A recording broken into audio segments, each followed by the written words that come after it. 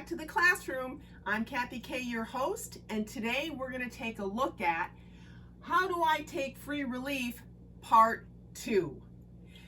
First, let's review what we talked about in Part 1. And if you haven't caught that one, zip on over, watch it, only takes about 10 minutes, and then return here to get a wrap. So in Part 1, we looked at, number 1, areas of the golf course. Number 2, the sorts of conditions or objects that warrant taking free relief, and then our nearest point of relief and how we determine that. We will also be referring to the nearest point of relief as that reference point here in Part 2. The first things we need to look at in addressing Part 2 are two crucial definitions. The first is club length.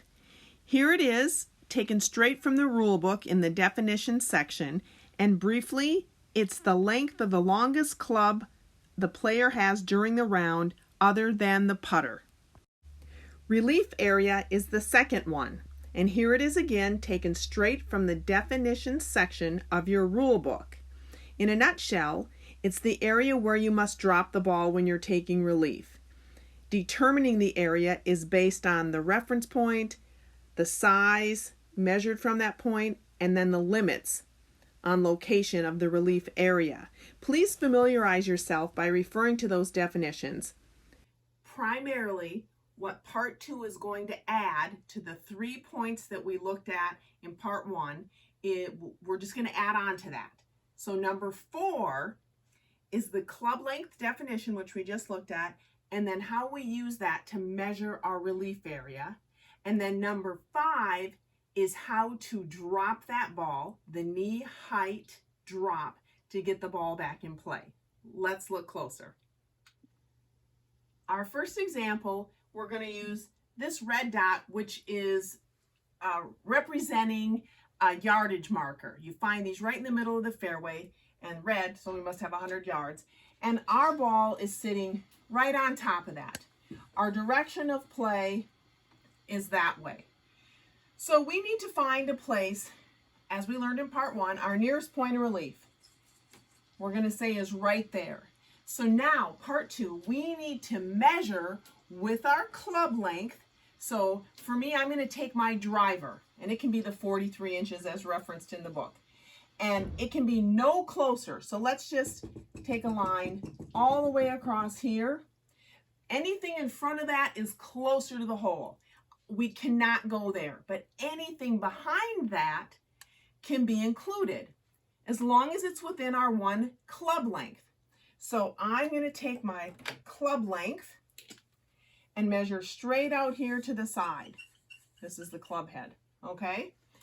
I can go the opposite direction. Go right out here and take a club length. I can go on the full 180 degrees if I kept measuring, and I'm going to end up with this big half circle. That entire area right here is the relief area, okay?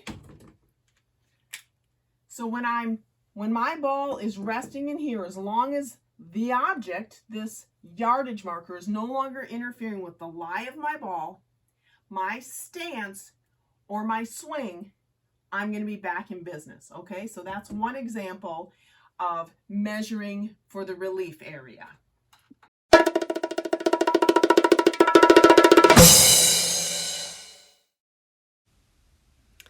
Well, here we have Steve, and he's discovered that his ball is lying on one of those yardage markers. So first, as in Part 1, he determines his nearest point of relief.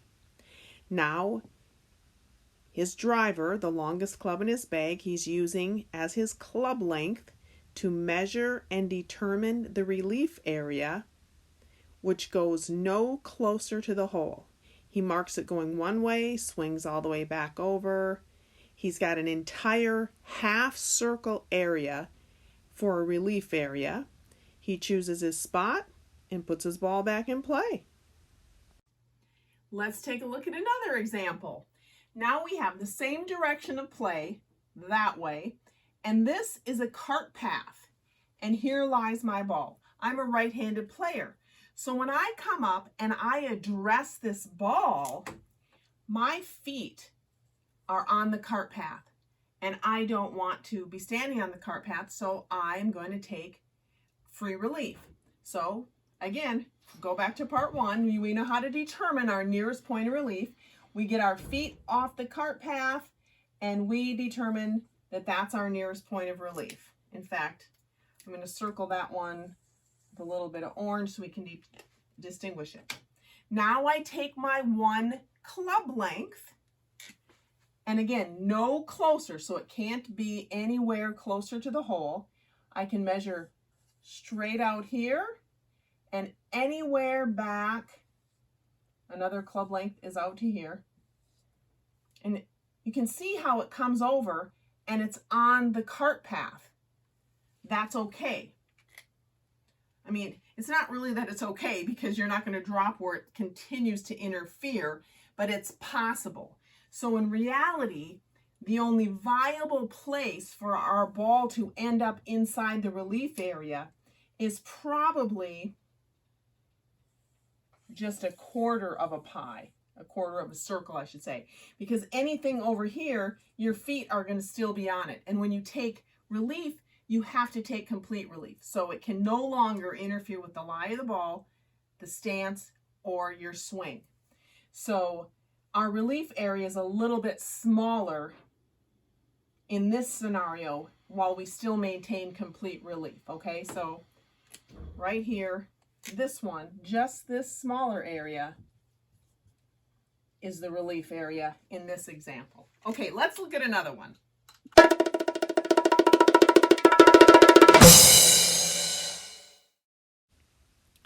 Wow, I've just discovered this cart path is interfering with the lie of my ball. So I get my feet all the way off the path, which is complete relief, determine my nearest point and mark it. From there, I use my club length, my longest club, which is the driver in this case. And it looks like I'm going to get a much smaller, just that quarter of a circle and maybe a little less because that tree is interfering also, and put my ball in play. Okay, now to step 5, dropping the ball into that relief area. Here's the scenario. We're playing toward the flagstick. This was some temporary water. This is our reference point, also nearest point of relief. That's the same spot where we get to measure 1 club length because we're taking free relief. We're in the general area, so our ball needs to stay in the general area. We'll say this is the fairway, okay? I measured 1 club length all the way around. Even if it looks a little wonky, trust me, it's 1 club length. Okay. So now our stipulation when dropping it is that the ball must be dropped from knee height and it must remain inside this relief area, okay? If it goes outside the relief area, you have to redrop it. If you drop it outside and it bounces in, you have to redrop it. But if you drop it from knee height, so correctly in a proper way, and it comes to rest inside here, your ball is back in play for free. Yay!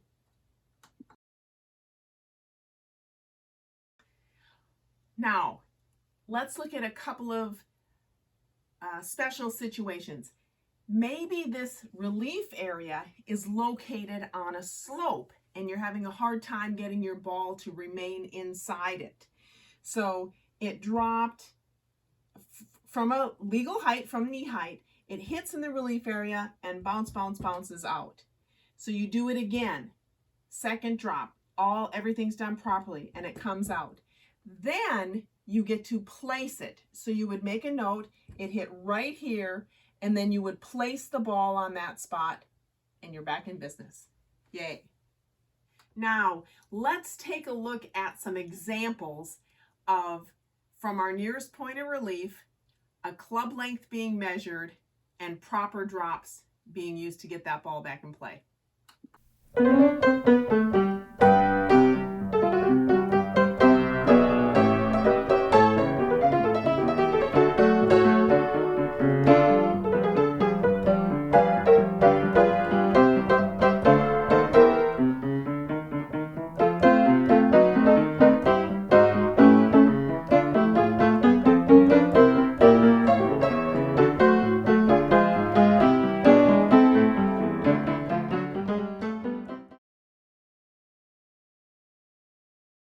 Here is a bonus tip for you. We're going to look at why it's so important to know what the club length is and why it's defined, and why when measuring we really recommend that you're familiar or use your longest club. So I talked about when you drop your ball in the relief area, it has to stay in the relief area. And if it bounces out, that you would pick it up, redrop. If it bounces out again, then you would place it. If on the second one it stays in, no problem. Here is where you can get into a little bit of trouble. So the orange dot is my reference point. That had been determined my nearest point of relief. The purple club is my driver. That's my club length. That's the longest club I have in my bag on this particular day, okay? But let's say that this green club right here, that's my 9-iron. And that's what I'm going to play my next shot with, so I thought I'd take a little shortcut and just use it to measure my club length. Well, that's going to be all fine and well. So just so when you know what's going on here. Driver, and we have the whole area measured around. And then I have my 9-iron, and you can see it's much smaller area. So this entire area between the two, it's what I call the danger zone, okay? By definition, the relief area that you now have to get your ball into play is the purple. That's your defined, the driver, right? So the trouble comes, let me use black here, is when you drop your ball here and it goes bounce, bounce, and you think that it has gone outside your club length because you measured with the 9-iron, and now you pick it up to drop it again. In reality, by definition of club length, you can see that a ball that came to rest here is well within the proper relief area. So beware of this danger zone when measuring with a shorter club.